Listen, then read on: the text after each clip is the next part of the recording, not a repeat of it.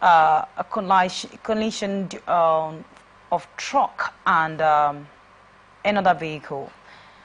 And like I asked Lord Martins before we went on a break, I could remember that there was a time that road safety and also AFCC, road safety official, yes, said that avoid traveling alongside with cows. In other words, you can't afford to carry loads of goods in a vehicle and human are there. That is very risky. Adding with, what's it called, a night's traveling. What do you think about this? Is it that the road safety are not doing enough? Is it that they are not really carrying out their responsibility? What exactly is happening? Why do we keep having all these truck explosions and tractors and all of that? What's the problem?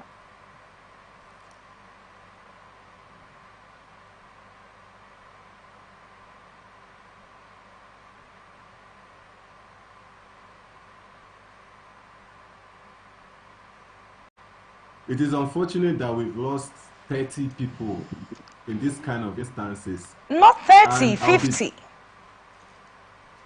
Okay, you see, so I'll be blunt to say the road safety are not doing enough. I've traveled in private vehicles and in public vehicles, and the Federal Road Safety Commission is a dread for drivers. When drivers see the road safety, they get afraid. It's not supposed to be the case. Drivers should be excited to see these people on the road if they are doing enough, if they are doing their job. Now, why am I saying this? Fuel is 1,300 naira in some places, 1,500 naira in some places. I bought for 1,300 naira this morning for a liter of petrol. That is to say, the cost of transportation has skyrocketed. As of 2018, when I was serving as a corps member in Kogi State, we paid about 4,500 naira from Port Harcourt to Ampa in Kogi State. But trucks were around 1,000. If you want to go by truck, this truck that carry commodities to the north or from the north. If you want to join those vehicles, you pay 1,000 naira. So by the time you check 1,000 naira as against 4,500, you're saving 3,500. That would be sufficient for you to go and return. Imagine now that fuel, as at then, fuel was 145 naira. Imagine now that fuel is 1,003, 1,005. How much is it going to cost to go from here to Kogi State? And how much do you think the truck drivers are charging these people? So the cost of fuel and transportation is contributing to this thing. And the road safety and the agencies on the road are also contributing because that truck passed a lot of security checkpoints. What did they do at those checkpoints? That truck must have passed some road safety agents on the road. What did the road safety agents do? If the truck did not pass these security checkpoints on the road, then they are not doing enough. If it passed them and they did not do anything about it, they did not evacuate the people, they are not doing enough. So yes, the Federal Road Safety Commission is not doing enough to curb road accidents in Nigeria. It's not enough to tell drivers to show you fire extinguishers. How about overloading? How about roadworthiness? What is our standard for roadworthiness in Nigeria, and how are they implementing it? You see vehicles on the road everywhere. Today, one is burnt on a bridge, another day, another one is broken down. And sometimes you see vehicles broken down on a highway for more than 3 days. Nobody cares about it. So those are the challenges that we have. All right, sir, thank you. Let's look at this next story. Socio-Economic Rights and Accountability Project has urged President Bola Tinubu to reverse the recent increase in petrol price, calling it illegal and unconstitutional. Sarah urged that the hike exacerbates economic hardship and breach both constitutional and international human rights obligations. They have also requested an investigation into allegations of corruption and mismanagement within the Nigerian Petroleum Company Limited. Serap demands that the president act on their recommendations within 48 hours or face legal action. The organization cites concern over transparency and accountability in the oil sector and the impacts of the price increase on impoverished citizens. All right, Martins, I know that when we talked about the first story, the first thing you did was to mention the amount you got fuel this morning. And of course, we know that it's affecting all of us. So looking at the fact that several have come up to say that the president, that's the federal government, is given 48 hours to revise the price back to what it was. And I'm wondering first, Mr. Martins, now they said they should take back the price of fuel to what it was. How much was price of fuel? Because I remember that last week you told me you got it at the rate of 1,200 naira. 500. Okay, 500. And now, okay. 1.15, then 1.2, then 970. Okay, so right now is 1,300, 1,450 naira. And they are saying they should go back to the old price.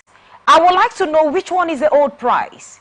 Because we don't understand exactly how much is the old price. Because exactly, how much is the old price? Old price of fuel. Under Obasanjo, we bought for 7 naira. Okay. And at around 2012, there was a removal of subsidy, and then it got up to 120, 130 naira, but it got stabilized at 97 naira until 2015, when it became 87 naira, when the elections were coming. So the fuel came down to 87 naira.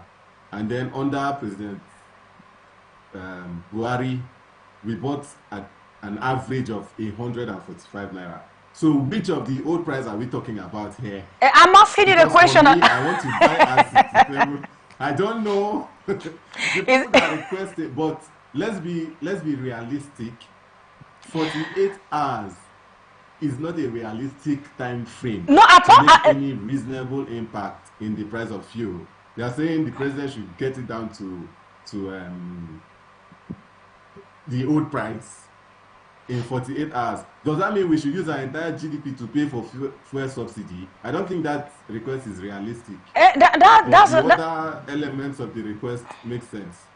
That's what I'm actually saying. It's not about the 48 hours now, Mr. Martins. That is not even a bone of contention. But the bone of contention now is going back to the old price. It was not clear. How much did you buy fuel before? Which of the price exactly are they talking about? Because you have just listed the progression till now. Well, Nigerians also look into this. For me, as a Nigerian who apparently buys fuel every day of my life, okay, I want the old price of 67 naira or 65 naira. That's what I want. Or cheaper. Like if you give me fuel for 30 naira per liter, I'll be very excited. It's going to be good for my business and for my life personally. And I believe every Nigerian is going to agree with me when I say this, both the rich and the not very rich. So a more realistic request would be get fuel back below 500 naira. Let's start there. Okay. Because right now the price is not, we don't even know how much fuel is, because here at Resto Park is 1,300. A Genco filling station just next to Resto Park is selling for 1.5. The other one at Air Force Junction is selling for 1.4. So we don't even know how much fuel is right now. Okay, Mr. Martins. Ultimatum to be cut it down below 500 naira, and we continue from there. Okay, Mr. Martins, also remember that Enikin Lapuberi said that the federal government are not at fault here. They are not the reason why there is hike in fuel price. And now Serap is telling them to go back to they should do something about it, giving them 48 hours. How can you give someone that does not know what is going on 48 hours to actually work on something? They are saying it's NNPC. So I'm wondering why they didn't call NNPC to go back to the formal price, which we don't know. According to you, 75,000 that we want. Anyways, let's look at the next story. A lot of questions. It's just complicated.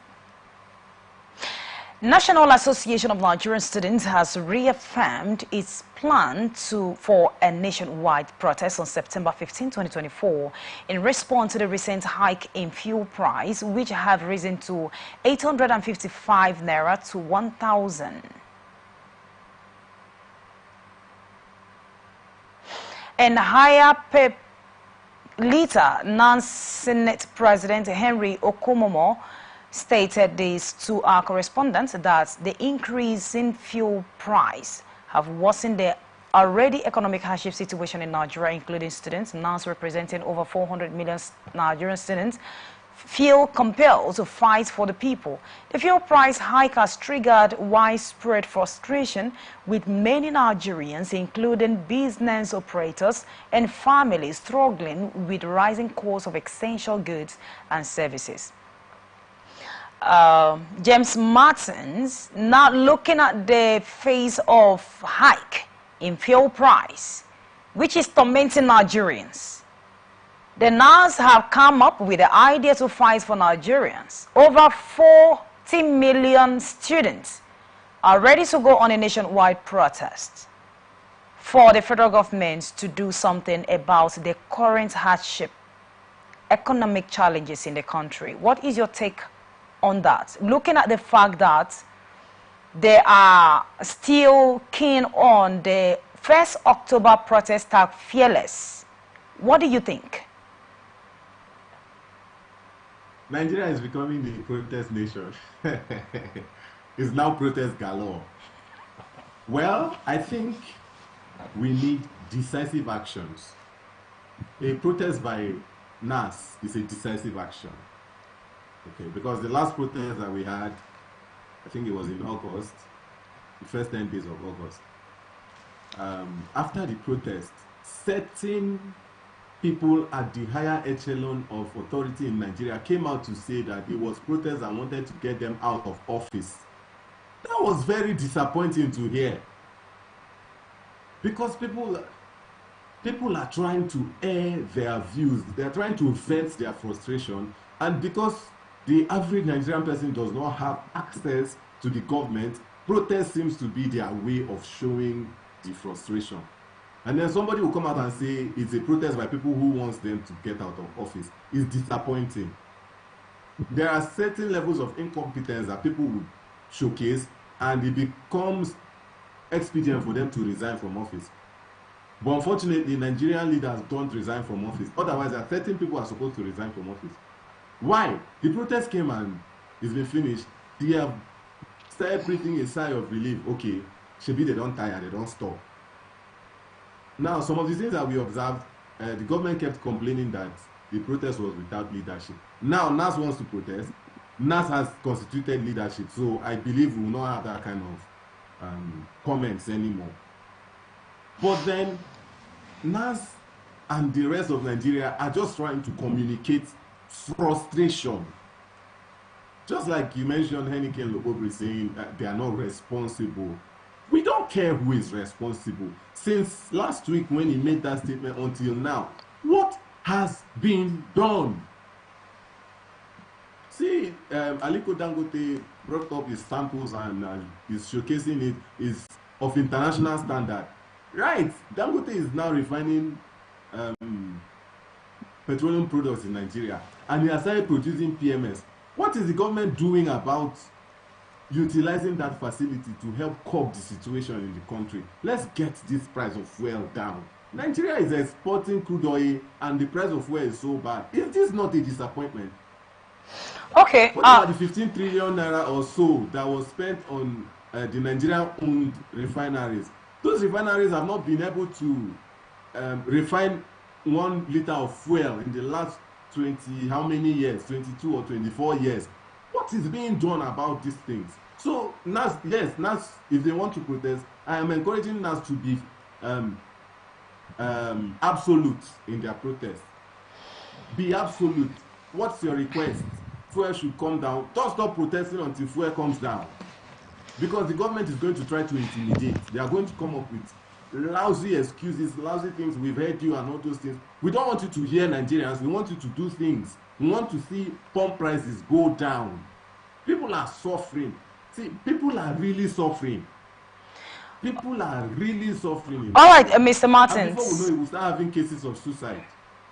Mr. Martins, it could be recalled that on August phase to 10 that Nigerians protested with aims of pouring their grievances for the government to do, to actually look at the challenges that Nigerians are going through. They claim they will exactly, do and the government to discharge the responsibilities of government. And now, the NAS are ready to go on protest again, still for the same purpose.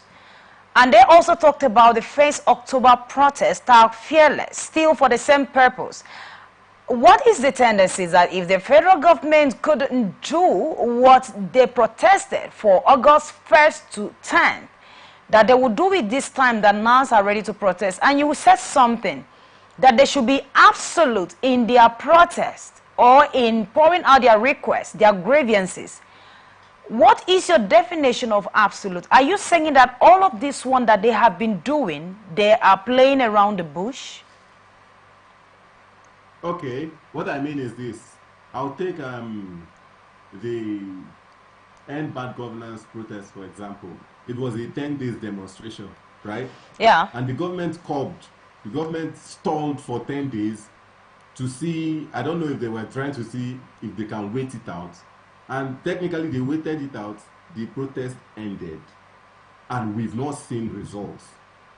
By being absolute, what I mean is, NAS, if your demonstration is we're not going to school, don't go to school until the result that you want is seen. If the protest is we're occupying anywhere, maybe we're going to a stadium and staying in the stadium, I don't encourage violence. Nobody should be violent, so that there is no avenue for which the protest can be upturned or hoodlums can hijack it. But if the demonstration is we will keep marching on the streets until the price of fuel comes down, being absolute, I mean, don't stop marching on the streets. Whatever you've decided you want to do, keep it up until the results come out. All right. And I also mean, all right, so looking at... We heard you and we'll do. It doesn't matter what anybody says. What should matter is we want fuel prices to come down, and fuel prices must come down before they stop. That's what I mean by being absolute. All right, so looking at the number of students, about 40 million, that would definitely hit the streets hard, in their words. And you know that the issue of education in the country, that is a personal thing. So if it were to be business owners that hit the street, there's every tendency that it might just affect Nigeria's economy. But in a situation that is student, don't you think that it might not just have a major effect on the federal government, or better still, students? Well, there is a domino effect. I understand your question, but there is a domino effect to it. Education is a major sector, and tertiary institutions is a large portion of the education sector. Okay. So if the students are on the street protesting, what lecturers will not be teaching anybody today. So okay. Economic activities will start having issues. So don't you think it will have more impact? Don't you think it will have more impact on the students?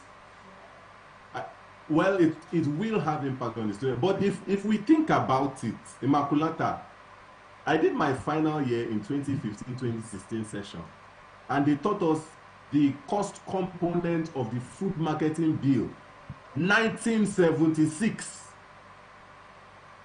in 2015.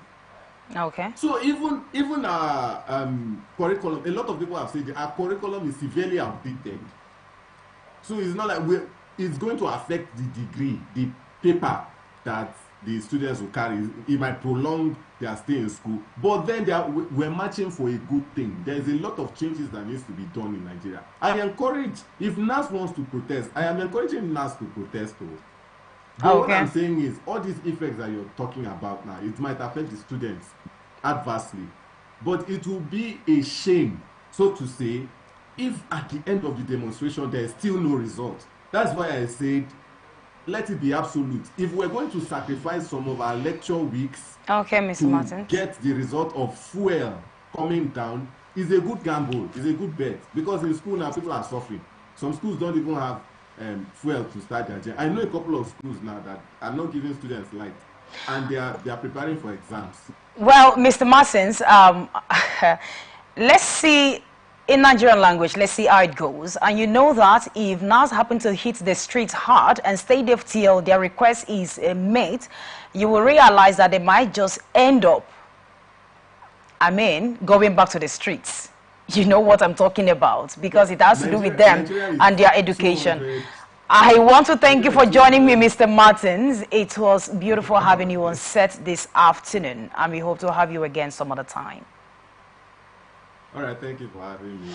Thank you, our viewers. Please, don't get violent. I am not saying you should be violent. Please don't get violent. Of course, the ones. Thank you so much, Mr. Martins. Thank you, our viewers, for joining us. If you missed out, join us on all our media platforms, Facebook and YouTube, Atlantic Television Network, Instagram and TikTok, Atlantic TV Network 1, X Atlantic TV Net. You can also watch us live on our website, atlanticnetwork.tv. Remember that peace and unity are the pathways to progress. I am Immaculata Irikana. Thanks for joining us.